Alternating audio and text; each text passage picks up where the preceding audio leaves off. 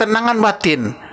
Itu dalam bentuk kekacauan yang dalam luar biasa. kekacauan luar biasa, dia dalam kondisi tenang. Itu yang menjadi menang. Iya, benar. Ketika ditanya, inilah jadi yang dianggap sebuah ketenangan murni. Karena ketenangan itu bukan harus semuanya tenang. Oh, betul. Tapi ketenangan itu harus berada di dalam jiwa. Itu yang agak berat nih, Ustaz. Kita lihat sisi lain. Assalamualaikum warahmatullahi wabarakatuh. Waalaikumsalam warahmatullahi wabarakatuh. Sahabat sisi lain Aspen, hari ini kembali kita hadir di ruangan inspirasi penguat jiwa ini dengan narasumber yang luar biasa. Siapakah beliau? Beliau ini bernama Nurse Valerie Siska Yunere MCAP. Assalamualaikum Pak Bale. Waalaikumsalam, Ustaz. Ya, kayaknya ini teman luar biasa. Apa kabar Pak Bale? Alhamdulillah ya. Sahabat, beliau ini sehari-hari sebagai dosen kesehatan jiwa, dan dahulu pernah juga beliau menjadi, sampai sekarang belum dibubarkan. Belum dibubarkan. Ketua ODOT ini, betul kan? Orang yang ngerti ODOT. One day, one juice. Ini orang ahli kesehatan secara fisik, secara keilmuan kesehatan, dan juga ahli dari segi kesehatan jiwa menurut agama. Insya Allah ya. Pak Bale, tanya-tanya dulu kita nih. Ini kesehatan jiwa. Pertanyaan pertama itu, jiwa itu apa? Jadi ya benar tuh yang Pak Zul sampaikan. Memang setiap pertanyaan itu diawali dengan sesuatu konsep. Oh, sudah benar ya? Benar cara pertanyaannya ya. Jadi jiwa itu apa sebenarnya? Jiwa. Jadi memang dahulu memang sesuatu yang sering diperbincangkan. Jiwa itu sama enggak dengan batin, sama enggak dengan roh katanya kan. Betul. Ternyata ada perbedaan antara jiwa dengan roh. Ada ya? Ada. Karena secara konsep jiwa itu melekat di dalam badan dan kadang ada di sekitar kita. Jadi tidak selalu berada di dalam diri. Itu jiwa itu pun bisa secara abstrak diartikan itu saling bersentuhan dengan jiwa-jiwa yang lain. Saling bersentuhan. Maksudnya Pak?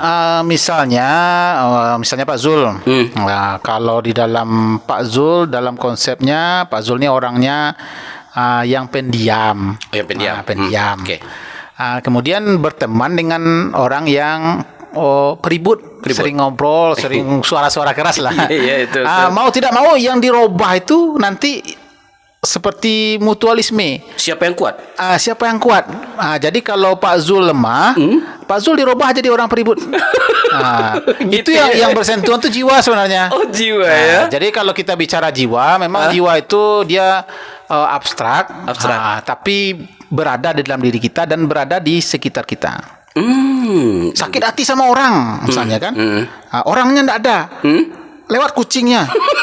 Kucingnya yang berarti hal ini bisa diartikan bahwa jiwa itu lebih konkret dan lebih luas ya. Di dalam konsep Indonesia itu memang jiwa ini yang lebih diutamakan dibandingkan dengan fisik. Kalau kita bicara ya Ustaz ya. Oh iya betul ya. Kan di dalam ini ada secara fisik. Kalau dalam orang ilmu kesehatan mengartikan ada fisik, ada jiwa. Ada fisik, ada jiwa. Oke. Fisik ada jiwa.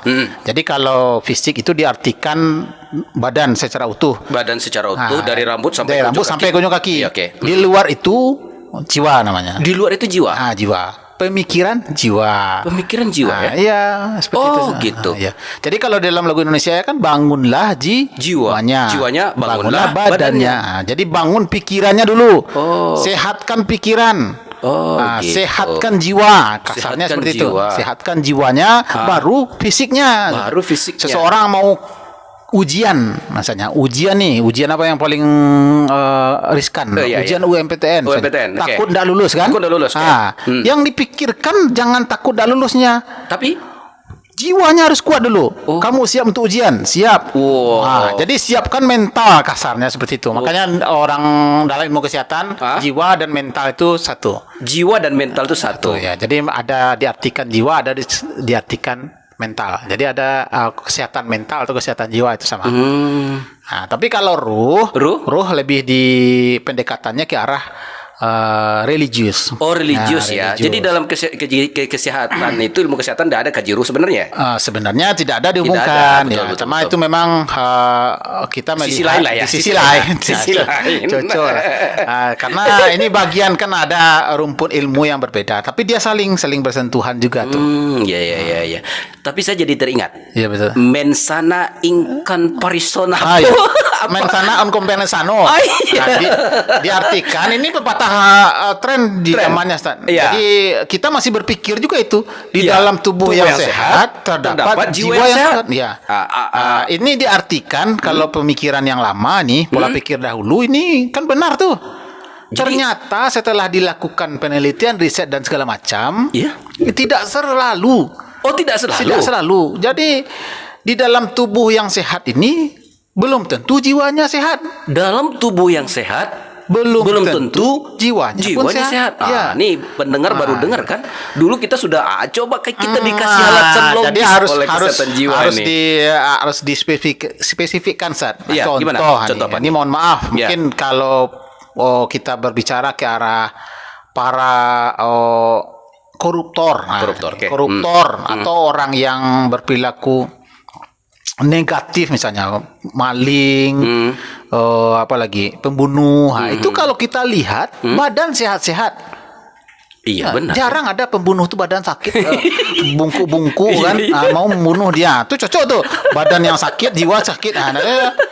Orang koruptor sudahlah sehat badannya, pendidikannya juga tinggi kan?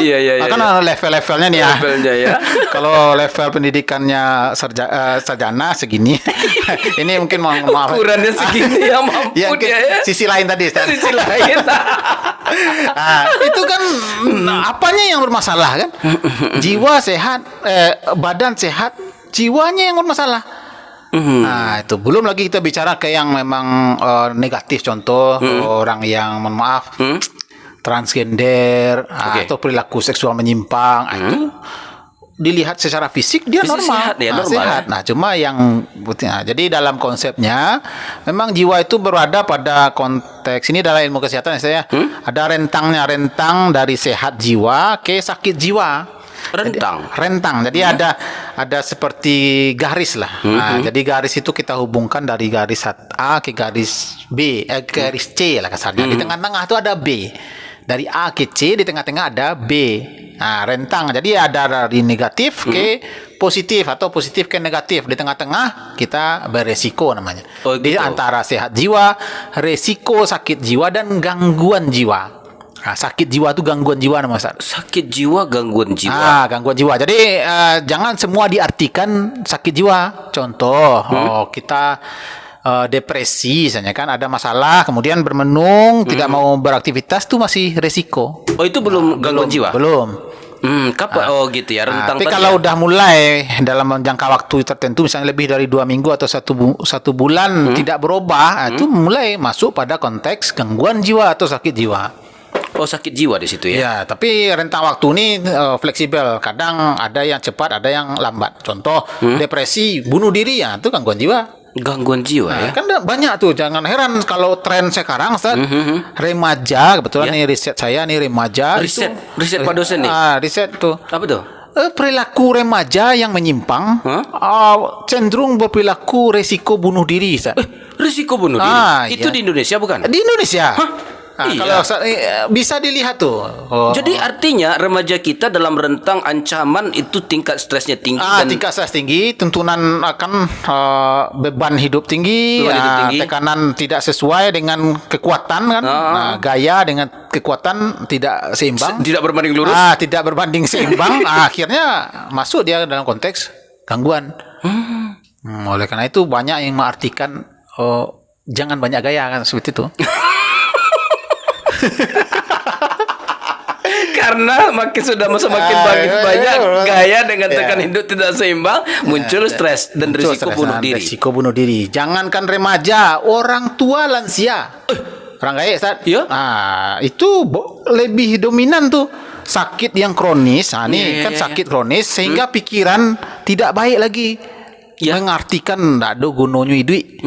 Ambo kasaka mati junyo. Ndak ada oleh kasihat ko. Ambil jalan pintas. Jadi jangan heran kalau ditemukan ada lansia kakek-kakek bunuh diri. Itu ada di beberapa kondisi itu ada. Kalau nanti Ustaz lihat di dalam media massa itu ada. Tapi tinggi ya. Tergolong tinggi dari tahun di dalam konsep jiwa ini Ustaz. 25% penduduk dunia berisiko bunuh diri. Gangguan jiwa. Gangguan jiwa. Jadi kalau ada 4 orang, hitung aja ada 1 dari 4 orang. Untung kita bertiga nih. Kalau berempat tadi 1, 2, 3 yang keempat. Nah. Ini nggak asing nih orang kesehatan jiwa. Hati-hati nih. Jadi resiko. Karena 25% ya. 25% ya. Resiko setiap 4 75 sehat. 1 orang tuh resiko tuh. Jadi kalau saya bicara dengan mahasiswa tuh saya hitung aja tuh. Itu kita hitung dari mana maunya. Iya. Orang keempat atau orang pertama. 1, 2, 3, 4. Nah, kamu berisiko. 1, 2, 3, 4. Nah, kamu berisiko. Iya benar. Tuh, jadi tapi penyebab apa sih? Itu memang karena ada teori tadi meningkat. Itu penyebab apa sih? Jadi kalau kita dari kesehatan saya etiologi penyebab ini diartikan dalam ilmu kesehatan namanya etiologi. Etiologi ya. Etiologi itu sebenarnya kalau dalam kedokteran memang bisa dikaji secara terstruktur atau jelas. Namun dalam konsep kebetulan keperawatan jiwa sebenarnya tidak bisa diartikan secara jelas. Jadi dia dibagi atas 2 faktor. Ada namanya faktor penyebab dan faktor melatar belakangi. Yang melatar belakangi juga ya. Beda tuh pencetus dengan melatar belakangi. Jadi ada faktor pencetus dan faktor penyebab lah kasarnya. Disebut dengan faktor predisposisi dan faktor presipitasi. Itu dibagi pula masing-masing tuh ada 3 komponen. Biologis. Ini baru kita kaitkan dengan etiologi tadi. Ada yang secara biologis, ada secara psikologis, ada secara sosial. Jadi konsep jiwa itu melekat pada 3 faktor nih, Sat. Biologis itu fisik yang utuh badan ya.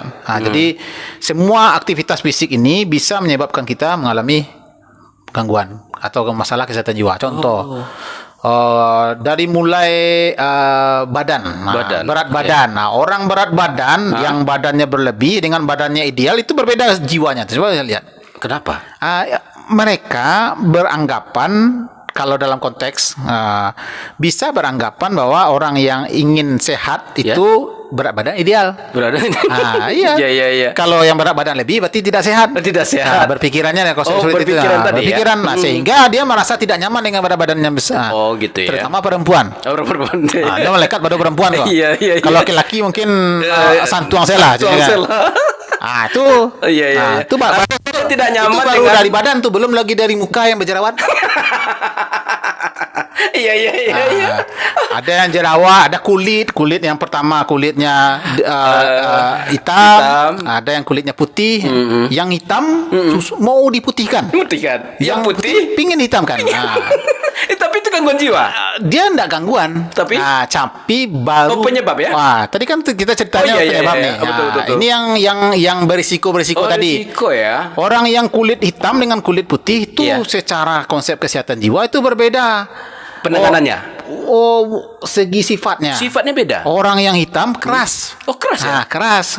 Jadi jangan heran kalau orang yang pemarah tuh kulit agak hitam sedikit. Perempuan kalau ingin hatinya lembut, itu. Jangan pemarah. Tapi kan diciptakan Tuhan itu kan berpasangan. Iya.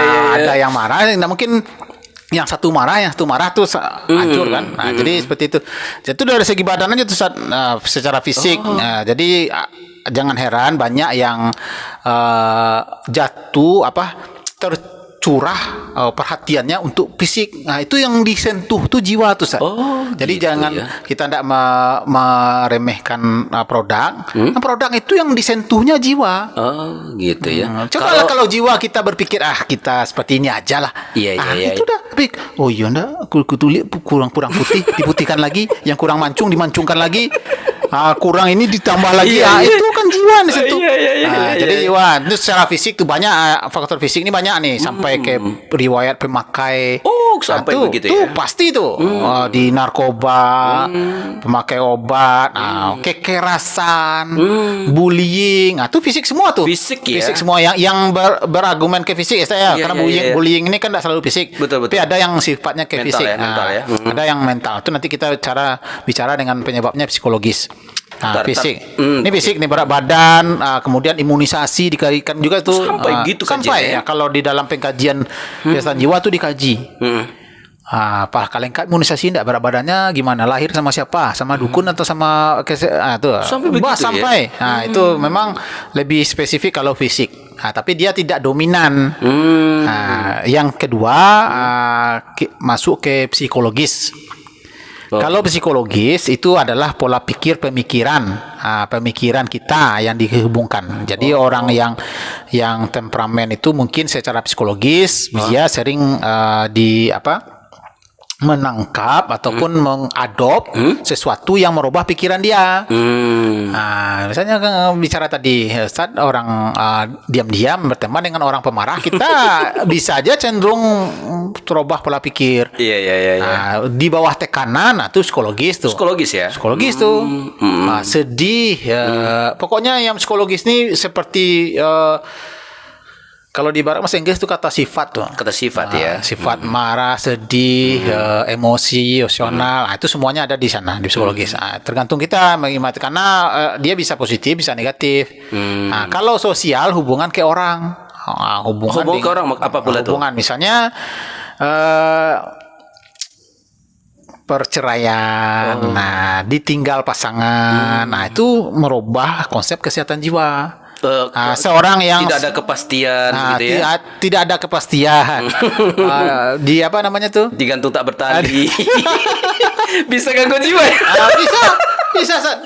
Jadi memang kalau di dalam konsep ilmu kita ada keperawat jadi sehat jiwa itu sebenarnya yang paling dominan itu ciri-ciri orang sehat jiwa. Apa yang nomor satu itu berpikiran positif terhadap sesuatu. Berpikiran positif terhadap sesuatu. Apa saja itu? Ini bahaya juga. Itu kalau nampak orang di depan putar-putar mau mengenai motor, kayaknya dia sudah itu jiwa kita sehat duluan. Itu. Iya, karena artinya, orang jiwa sehat memang selalu berpikir positif dulu terhadap sesuatu. Walaupun terbuktinya negatif nanti. Tapi positifnya didahulukan. Sip. Berarti ciri-cirinya orang yang sehat jiwa itu berpikir positif yang pertama. Berpikir positif. Kedua. Yang kedua ini panjang, kalau berapa SKS sih kalau dijelaskan. Tiga aja. Menerima apa adanya. Menerima apa adanya. Ini diartikan bahasa kita ya. Kalau bahasa ini panjang ceritanya. Iya. Ada realita. Gitu. Jadi menerima apa adanya. Yang ketiga produktif. Produktif. Apa dia? Produktif itu berusaha. Karakternya berusaha berkarya seperti itu. Jangan menunggu seperti itu. Harus aktif. Aktif lah. Fisiknya itu harus aktif ya. Aktif ya. Artinya orang yang banyak berpikir tapi dia fisiknya tidak bekerja, ini juga bisa belum sehat jiwa. Belum sehat jiwa. Jadi kadang hayalan tingkat tinggi. Ceritanya udah kemana-mana begitu ya, tapi dia tetap duduk gitu ya. Itu panjang angan-angan jadi panjang angan-angan ya. Bermasalah juga nanti itu. Bermasalah juga ya. Jadi kalau tadi kan ceritanya kalau pencetus tadi saya kan ada waktu. Jadi kita bermasalah ini orang yang mengalami gangguan jiwa ya kan. Saya uruskan. Kalau orang mengalami gangguan jiwa, kalau di luar itu dikenal dengan orang gila ya. Kita tidak mengenal, namanya ODGJ, orang dengan gangguan jiwa. ODGJ, orang dengan gangguan jiwa. Oh, itu artinya. Itu artinya. Jangan salah. Dikira kemarin tuh orang gila di jalan. Itu sisi lain lagi. Lain lagi. Karena kalau kita bilang tuh jadi orang ODGJ ini tidak bisa serta-merta ini kalau kita dalam ilmu orang kesehatan jangan menyalahkan mereka. Jangan menyalahkan mereka. Tapi coba kalau di bahasa itunya flashback. Coba dilihat dahulu apa yang menyebabkan dia seperti itu. Oh, gitu ya. Ini misalnya begini, Ustaz. Jadi nggak boleh ada orang mengamuk di pasar. Oke. Nah, Jadi ingat Pak Inu nih film ini. Jadi ingat Pak Inu film. Oke, ngamuk di pasar. Oke. Orang ngamuk di pasar tuh, coba lihat dulu kenapa dia mengamuk. Oh, apa sebabnya dulu ya. Sebabnya. Oke. Nah, jangan kita ikut mengamuk memukul dia pula. Oh iya benar. Nah, kalau orang yang ODGJ sebenarnya dia dilindungi oleh undang-undang. Oh. Nah, karena apa? Iya benar ya. Sesuatu yang dilindungi undang-undang itu kan salah satunya adalah Dia tidak sempurna akalnya ya. Mengalami gangguan pada masalah kesehatan jiwa. Kesehatan jiwa ya. Kan dilindungi undang-undang sebenarnya. Dia membunuh orang sebenarnya kan ada ditindak pidana. Betul ya. Nah, itu. Jadi ada beberapa kasus seperti itu. Jangan sampai disalahkan mereka. Kadang ini mohon maaf saya. Ya. Saya nih karena pembimbing di rumah sakit jiwa, Ustaz. Nah, jadi Setio pembimbing klinik ketemu dengan pasien jiwa. Oh iya. Jadi saya iya. pernah berbicara dengan pasien dengan orang gangguan jiwa tuh. Nah, jadi orang gangguan jiwa yang di luar-luar tuh, Iya. kalau dirawat dia masuk rumah sakit jiwa, kan? Iya, betul. Nah, jadi kebetulan mahasiswa bimbingan saya kan ada di situ. Saya Iya. setiap bulannya adalah ke rumah sakit jiwa. Jadi sampai kenal pasien dengan saya kan. Pak Pale, awal lu tiba Pak Pale. Sampai pulang ke rumah, sampai kenal, sampai nih angkot disapu aja orang gangguan. Apa kira-kira Ustaz tuh? Dia angkot Pak, itu ya kan. Sampai begitu jadi ya. kita ndak karena mungkin ya terbina hubungan. Jadi dalam konsepnya seperti itu.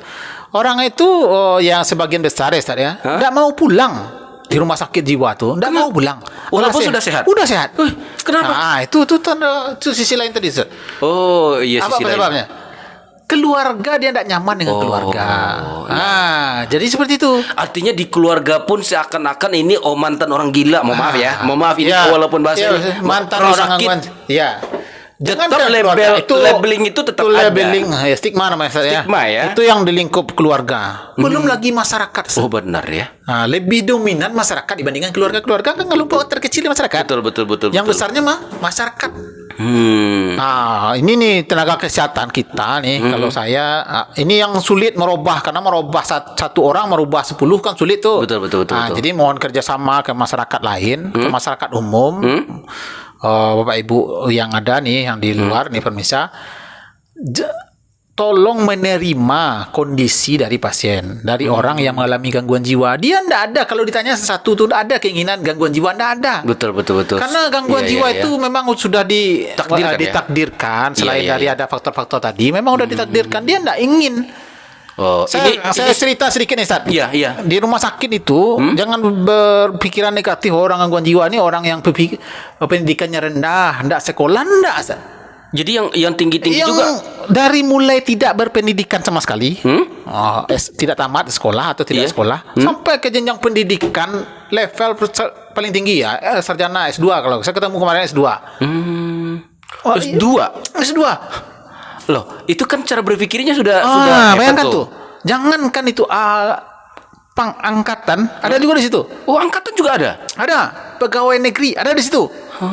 Suatu ketika saya ketemu nih ketika dinas di GD, GD ada tuh didampingi Satpol PP pakai pakaian safari, pakai kacamata hitam, ada HP nih terletak di saku. Saya pikir ini ada kunjungan. Saya pikir ada kunjungan kan? Ada kunjungan, ada sidak nih. Iya benar. Sampai di situ, Satpol PP ngomong, tolong bapak ini diurus. Astagfirullahaladzim. Tuh. Pegawai negeri. Pegawai negeri ya. Yang kan tuh kan? Iya. Jangan itu yang mengampu pendidikan agama, ustadz juga ada. Maksudnya berlatar belakang pendidikan agama. Ada. Jadi jangan cemas. Masih punya kesempatan. Tidak lah. Kalau ini tidak usah.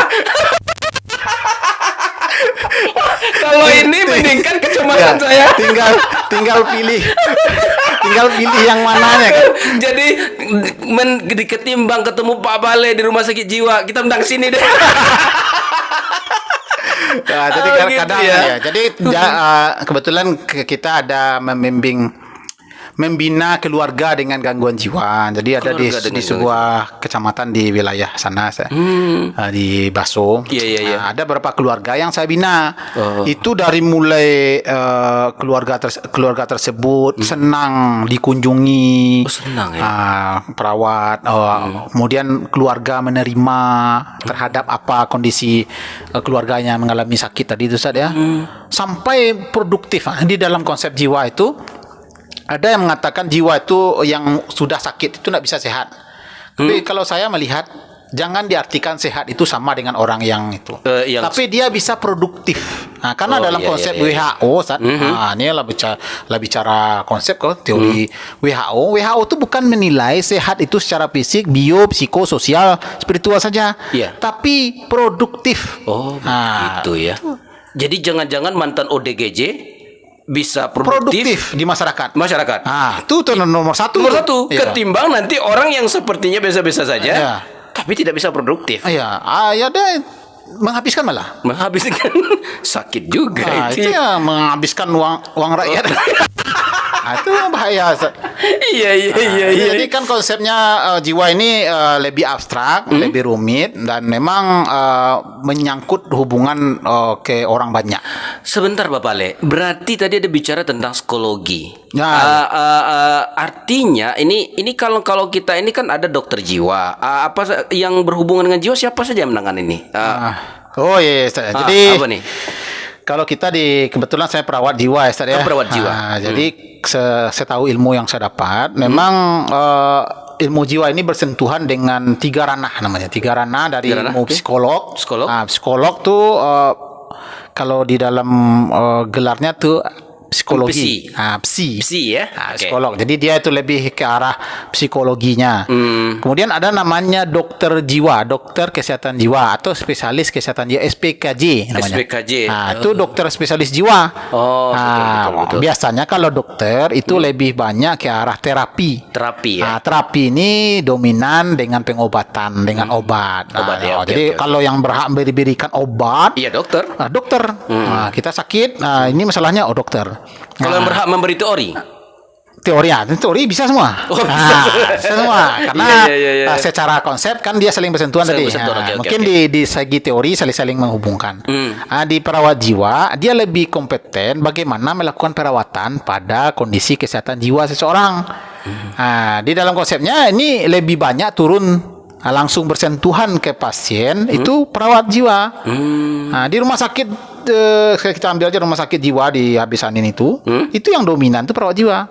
Kalau psikiater paling 2-3. Psikolog pun seperti itu. Gitu ya. Tapi yang paling dominan perawat. Karena perawat ini 24 jam dengan pasien. 24 jam. 24 jam dengan pasien. Kalau kita kembalikan ke teori. Saya ada perawat di sisi saya juga perawat, Ustaz. Oh iya, istri Bapak Le ya.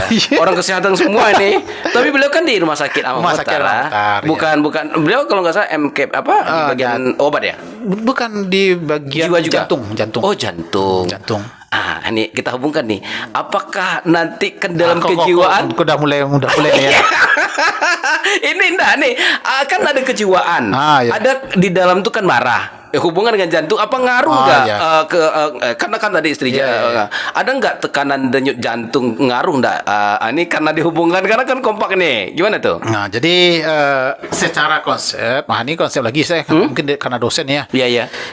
Memang aktivitas fisik itu dipengaruhi oleh jiwa, jelas. Fisik dipengaruhi oleh jiwa. Jadi misalnya begini, San, kita anggap aja nih ya, seseorang yang disuntik, tahu saya suntik, jarum kan, San, sakit ya, San, ya. Ketika jarum masuk tuh sakit kan? Sakit pasti. Dalam konsep kesehatan jiwa itu bisa hilang sakitnya, San.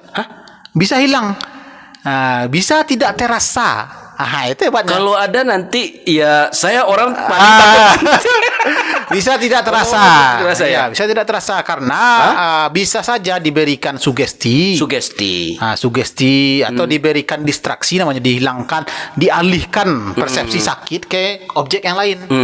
Misalnya kan ini sering dilaksanakan pada anak-anak biasanya nih. Kayak hipnoterapi. Kayak hipnoterapi. Itu salah satu konsep terapi jiwa tuh. Cuma beradanya ada di bagian perawat, ada di bagian psikologi. Kayak sunat hilang, nggak rasa sakit. Tidak rasa sakit. Malah sekarang melahirkan tanpa rasa sakit. Oh, Hypnobirthing namanya. hypnobirthing. Ya. Jadi ketika mau melahirkan, sakitnya maksudnya tidak terasa kali ya seperti itu. Ya, artinya teralihkan dari kondisi yang biasa ya.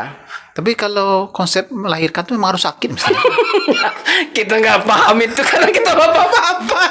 dalam agamanya kan Oh iya benar. ketika sakit bergetar aras kan. Aras ya. Kan sakit tuh. Oh iya. Kok enggak bergetar lagi? Jadi jangan dihipnoterapi. Jadi kalau cerita jiwa aku paling komplek ya. Melebar ya kemana-mana. Karena ini kehidupan ini mesti kita jiwai. Bicara tadi tentang keluarga tadi, Ustaz, ya. Betul. Harus disiapkan keluarga, Ustaz. Harus Jadi siapkan keluarga. kalau dalam intervensi namanya dalam mau melaksanakan terapi ke pasien, harus keluarga dilibatkan. Harus keluarga dilibatkan. Kenapa? Karena mau tidak mau si pasien akan kembali ke keluarga. Nah, jadi keluarga itu harus dibenahi, harus disiapkan dia bahwa si pasien yang sakit ini kalau dia pulang begini-begini loh, begini-begini loh untuk terapinya, jangan begini, jangan begitu. Oh iya. Selama ini ya, coba lihat. Ini mungkin pandangan saya saja, mungkin mudah-mudahan di sisi lain berbeda nih ya. Berbeda betul. Kalau orang, misalnya kita punya anggota keluarga yang sakit jiwa, ya. Ketika dia pulang dari rumah sakit, dia udah sehat nih, pulang ke rumah sakit, sampai di rumah, kira-kira di rumah dia apain? Tidak disuruh beraktivitas. Tuh, benar ya? Benar. Posisi. Kalau di rumah, posisinya di mana? Di belakang. Di belakang. Di kamar. Di kamar. Di kamar. Pokoknya jangan gerak-gerak. Jangan keluar. Jangan keluar. Itu posisi ini yang menyebabkan orang gangguan jiwa itu kenapa sering berulang. Oh gitu. Alah barangkali rumah sakit sampai 5 kali. Sampai 5 kali. Sampai 5 kali masuk rumah sakit jiwa ya, kan? Masih ada yang 16 17 gitu kan. Oh ya Allah. Itu bagi yang hal negatif ya. Negatif ya. Kalau yang hebatnya enggak mau pulang ada aja. Karena saking senang bersama perawat. Senang dia di situ. Jadi sebenarnya konsepnya kalau kita orang tenaga kesehatan, bagaimana dia di rumah sakit, itu kita terapkan di rumah. Di rumah ya. Kalau di rumah sakit dia dilibatkan. Rumah sakit itu tidak ada diskriminasi. Dilibatkan dia seperti orang normal. Senam dari mulai pagi, bangun pagi senam, bersih. Tidak ada yang tidak malas-malas. Misalnya, malih, enggak ada cerita. Oh, gitu ya. Bangun, silahkan ambil ember, pel. Bayangkan bersama dengan petugas. Itu sama pita perawatnya sama ikut di situ. Sama-sama membereskan. Oh iya. Jadi keluarga pun demikian. Jangan tidak dilibatkan. Oh, gitu ya. Libatkan yang kesalahan sering kita itu tidak melibatkan, takutnya yang didahulukan. Iya. Labeling tadi. Stigma. Stigma ya bahasa ini ya. Stigma namanya tuh. Stigma dulu ya. Stigmanya jelek. Padahal belum tentu. Sehingga mohon maaf berpikiran orang yang gangguan jiwa itu kembali dia ke situ. Terganggu. Basuh awaknya Ustaz. Iya. Kalau di rumah sakit ada yang sehat, kalau di siku mendeko sakit dia lihat kok. Iya betul. Ancak ada yang sakit, kasarnya seperti itu. Ancak ada yang sakit. Dilayani jiwanya oleh orang-orang yang baik. Jadi ketika saya kunjungan nih cerita real, dari mulai nggak mau ngomong Ustaz. Nggak mau ngomong keluarga si pasien. Tertutup sampai terbuka, baru datang tertawa. Saya evaluasi dengan keluarga. Dari mulai tidak pandai ngapa-ngapa, sekarang udah pandai memasaknya, Pak. Sanang nah rambo kami di Siko katanya. Produktif tadi. Produktif. Iya. Ada mulai berkebun. Saya punya pasien di Kapau, memperbaiki elektronik.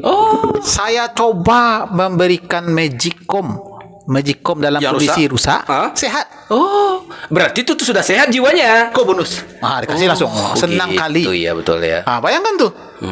Jadi jangan sekali-sekali mendiskriminasikan mereka. Itu dia. Dahsyat sekali. Sebelum kita lanjut, silakan diminum dulu, Pak Paleh. Oke, minum dulu. Minum dulu. Ini kayaknya semangat berapi-api.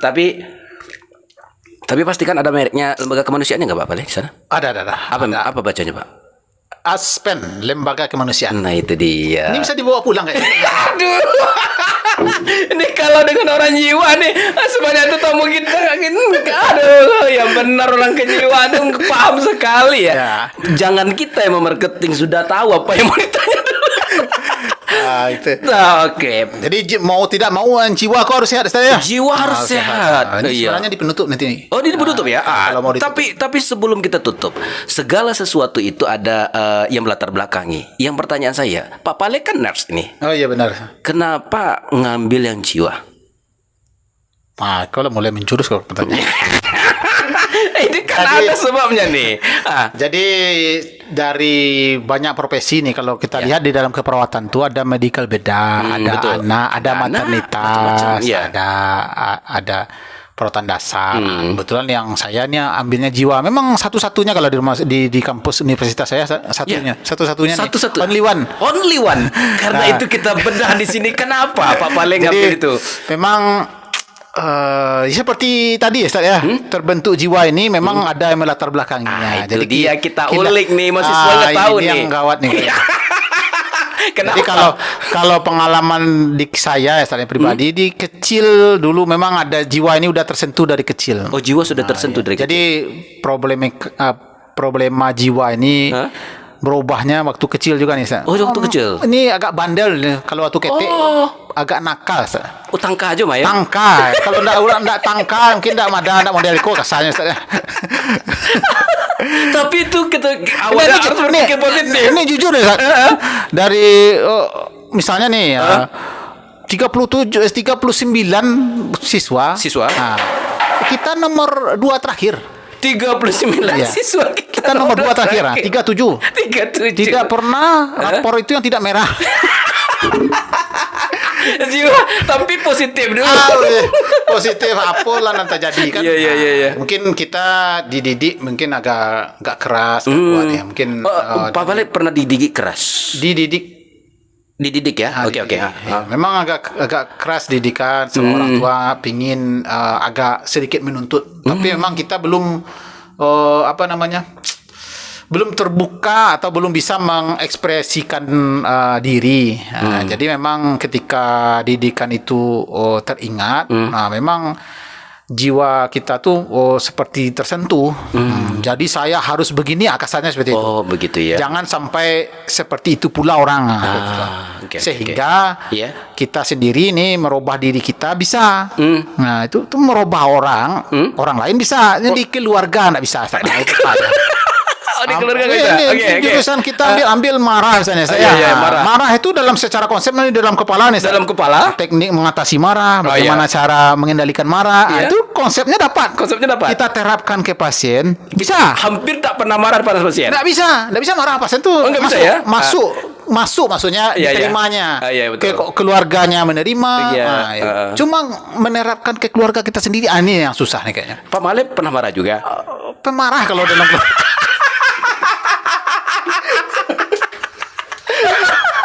Bu Weni minta maaf.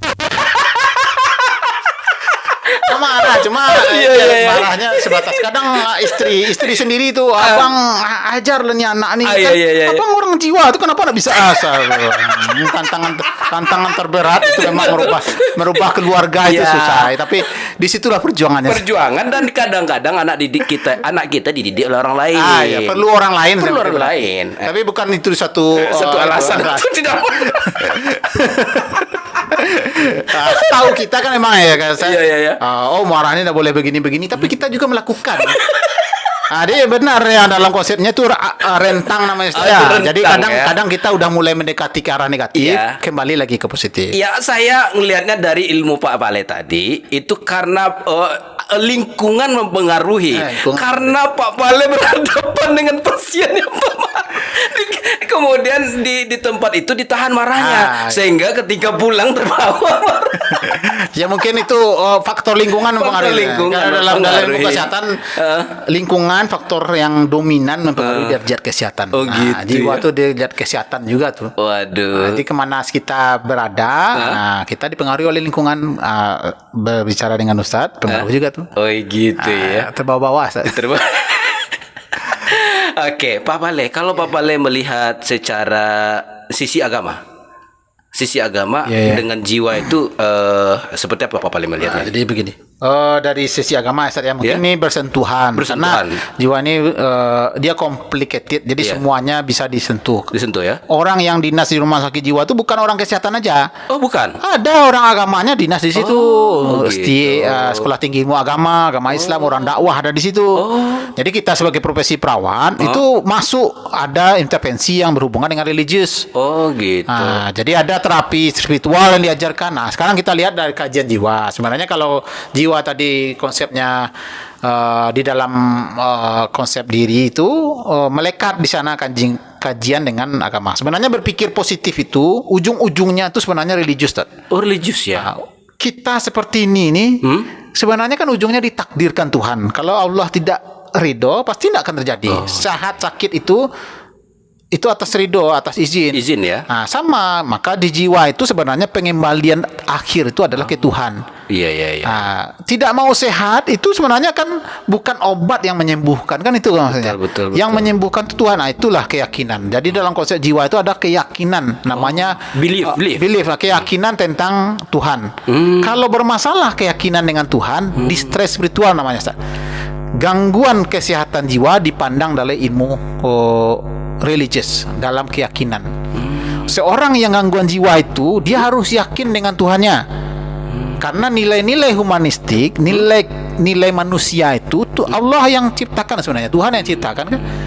Makan, minum itu kan kodrat manusia. Nah, itu yang berbedanya nanti dengan jin tadi bukan dengan jin. Orang membedakan orang gangguan jiwa dengan jin itu salah satunya. Artinya bisa saja kalau kita bawa, kalau kan ada pengaruh jin, orang selagi dia masih butuh makan, butuh minum, itu belum dikategorikan dengan gangguan jin.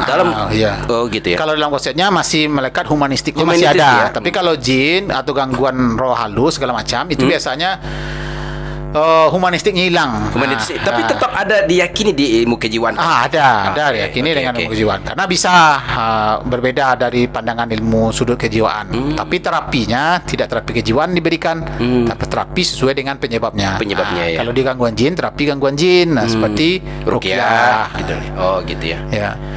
Jadi kita lihat jiwa ini, karena jiwa ini kompleks tadi. Mungkin yang kita ambil dari yang berpikir positif tadi. Misalnya sakit itu sebenarnya secara fisik dan jiwa itu saling berhubungan. Tapi yang faktor dominan itu sebenarnya bukan fisik, jiwa ya. Jiwa yang lebih dominan. Itu. Jadi misalnya sakit demam misalnya. Demam misalnya. Kalau demam aktivitas terganggu. Kalau fisiknya kompres, banyak minum dan segala macam. Tapi jiwa harus dahulu sehat. Harus diobat dulu. Begitu ya. Nah, salah satu cara mengobati jiwa mungkin berpikir positif terhadap sesuatu. Diri ya, misalnya terhadap diri ya. Misalnya kita demam, kita anggap mungkin yang positif dulu. Kita badan sudah lelah, perlu istirahat tuh pikiran positif tuh. Perlu kita mungkin kurang istirahat. Istirahat. Jadi nggak boleh kayaknya jantung nih.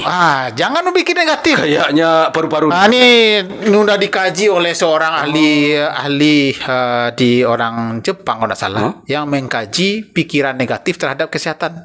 Pikiran negatif terhadap kesehatan. Berpikir negatif aja sakit tuh. Orang jiwa ini, mohon maaf Ustaz, orang yang gelandangan yang di jiwa yang di luar itu. Iya. Pernah Anda lihat sakit mencret-mencret? Nggak ada. Gatal-gatal? Nggak ada. Walaupun ada panu sama dia, tapi dia tidak pernah merasakan gatal kalau saya lihat. Malah gemuk ya Ustaz ya. Iya benar ya. Tuh. Malah gemuk. Makannya di tempat sampah kan? Sampah. Yang dimakan nasi yang udah berbau yang berbau agak basi-basi lah. Sudah makan mencret enggak? Enggak ada. Muntah? Enggak ada. Itu. Oh iya ya. Jadi enggak pengaruh juga ya. Kita berpikirnya sebenarnya ini, bukan kita harus mengambil contoh seperti itu. Iya. Dia berpikir sesuai dengan kebutuhan. Cukup positifnya yang diambil. Betul ya. Saya saat ini lapar, kata ini humanistik nih, secara otak saya lapar. Saya butuh makanan. Nampak dia makan itu diambil. Tidak berpikir kita kan ini air, kadang-kadang ini ada steril atau tidak? Ini ada steril enggak? Ini ada kuman-kuman, ada hitam. Jangan. Negatifnya lebih banyak. Iya benar. Belum sampai ke mulut udah mencret duluan. Iya benar. Itu. Iya benar ya. Itu apa yang masalah? Jiwa yang masalah. Iya jiwa ya. Jadi kalau sesuatunya kita pikirkan positif dulu kan, itu jangan-jangan ini diracun enggak? Iya. Ada merah-merah sedikit nih kadang-kadang. Panjang di dalam ilmu kesehatan itu. Ada suatu teori, pernah baca bukunya The Power of Water, tahu Ustaz? The Power of Water ya pernah. Salah satu ketika dibacakan dibacakan sesuatu yang positif. Positif ke air akan menjadi ion-ion positif. Energi positif itu mengalir dalam tubuh. Di dalam tubuh kita hampir 90% air. Betul. Hampir 90% air. Nah, ini dia. Coba dikaji mana yang tidak ada air. Rambut ada air. Rambut ada air juga. Kalau enggak, mungkin rambut lembab. Iya benar juga ya. Dikira benda mati nih. Yang tidak ada air tuh mungkin komposisinya mungkin sedikit di tulang. Ya. Makanya lebih dari 90% air. Iya betul ya. Jadi responnya seperti itu. Contoh mau makan. Kita ini bicara kenapa Rasul tuh mengatakan makan yang baik dan halal itu penting ya. Penting. Halalan thayyiban. Karena makanan ini sebenarnya ada sumber dari segala penyakit itu biasanya mulut katanya kan. Ya. Kita lupa bahwa yang akan kita masukkan ke dalam badan kita ini adalah makanan yang baik. Jadi kalau bisa didoakan, baca bismillah, doakan makanan itu ya Allah, sehat jelah makan yang bu makan. Itu bahasa awaknya. Dia nih. Masuk ke dalam mulut bismillah. Itu habis itu yang kadang yang kadang lalu lupa jawab. Jadi kalau sakit, itu sakit badan boleh sakit, yang jiwa tidak boleh. Jangan sampai sakit. Apapun kondisi kita, yang jiwa wajib sehat. Oke, dahsyat sekali. Jadi ini kita nggak bisa. Ini kita nggak bisa satu episode kan ini. Siap. Nggak bisa satu episode. Akan jebak pada siku. Ini mahal ilmunya sahabat. Nggak pernah dapat dia. Ini mahal ilmunya nih. Iya. Berarti saya berpikir begini. Bangsa ini yang sakit apanya? Kita tidak bisa berandai-andai. Ini mentang-mentang Pak dosen. Bangsa ini yang perlu disehatkan jiwanya. Jadi kita tidak karena ini mau 17 Agustus. Bangunlah jiwanya. Luar biasa itu mengarang lagu Indonesia Raya. Bangunlah WR Supratman. Bangunlah jiwanya, bangunlah badannya. Untuk Indonesia Raya. Benar. Luar biasa. Bahkan nak bangun sila badannya, kan? Iya betul. Ternyata bangunlah jiwanya didahulukan. Bangunlah jiwanya. Coba kalau kita tanya, dia kenapa bisa di lirik lagunya bangunlah jiwanya dahulu? Karena pengarang lagu ini benar-benar menjiwai. Di jiwanya harus sehat dahulu nih, katakan. Bagaimana orang memikirkan seperti itu? Iya. Pernah sebuah prolog tentang kejiwaan ini. Jadi di sebuah lukisan, ini cerita. Ada beberapa, pernah dengar resonansi jiwa? Resonansi, oke. Di resonansi jiwa. Resonansi jiwa. Itu dia. Ting tung.